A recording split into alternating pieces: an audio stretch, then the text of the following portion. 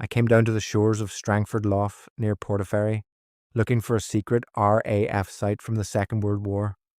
But before I ever got near that, these old stone walls stopped me dead. Built into the masonry were these strange metal discs. At first glance, I thought I'd found part of some wartime bunker, but I hadn't. These ruins are much older. What I'd actually stumbled across was a battery of 18th century lime kilns, built around 1784 as part of the Mount Stewart estate right here on the edge of the lough. This was proper industry in its day. Men here stacked layers of limestone and coal, sometimes colm, into tall kiln shafts. Then they lit a fire at the base and let it burn for days, sometimes even weeks, at temperatures above 900 degrees Celsius. What came out was quicklime. That quicklime was used on fields to help with acidic soil, and in building work for mortar and plaster.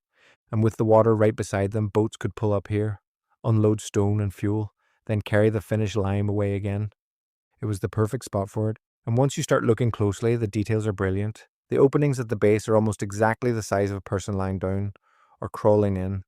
That wasn't by accident. Workers had to get right inside to rake out the burned lime and keep the fire going. And those metal pieces in the walls are some of the most interesting parts of the whole structure. There are two main types. The long, rusty vertical bars are iron tie rods running right through the thick masonry.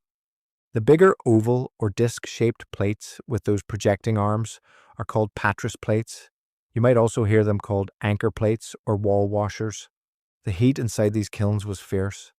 The stone expanded, the load pushed outward, and the walls were under constant pressure. So these iron fittings acted like clamps, holding everything together and helping stop the kiln from cracking apart or collapsing. You can even see different sizes and styles, which suggest repairs and strengthening over the years. It's a brilliant bit of old industrial engineering. And even though it was built for work, it still had that estate look to it. This was part of the Mount Stewart estate, owned by the Marquess of Londonderry, and even structures like this could be given a slightly Gothic, almost castellated feel to suit the wider landscape. But as interesting as all that was, it still wasn't what I'd come looking for.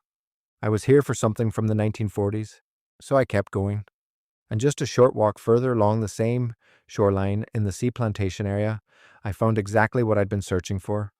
An abandoned RAF quadrant shelter, part of a secret wartime bombing and rocket firing range on Strangford Lough. And once you see it, you can start reading the story in the building itself.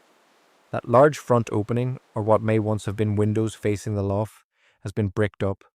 The outside was later plastered or rendered over too. That was probably done after the war, maybe to secure the site, maybe to weatherproof it, or maybe to give it some